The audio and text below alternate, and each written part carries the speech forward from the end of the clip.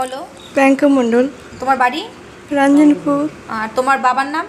নারায়ণ মণ্ডল। ও আচ্ছা, তুমি কোন ক্লাসে পড়ো? 12 ক্লাস পড়েছি, আর পড়ি না।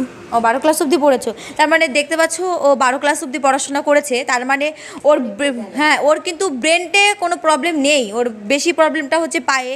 আমরা দেখাবো ওর পায়ে কতটা প্রবলেম, তুমি একটু হেঁটে দেখো। আমার হাত দিয়েছো, হ্যাঁ হাত দিয়ে আস্তে আস্তে আস্তে আস্তে আস্তে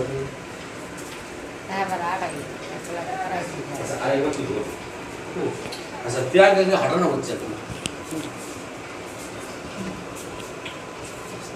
তো আপনারা দেখতে পারলেন এই দিদিটা হাঁটলো। তো আপনারা বলুন, এই যে দিদিটা দেখুন কত সুন্দর, কত মিষ্টি দেখতে, সে এই বাচ্চাটা আজকে যে এই পাটা নিয়ে হাঁটতে পারছে না, যতটা কষ্ট আমরা মনে করছি তার থেকে বেশি কষ্ট পাচ্ছে ও, এর থেকে বেশি কষ্ট উপভোগ করছে মা। কারণ কি দেখুন, আজকে মা আছে, দাদা আছে, বাবা আছে।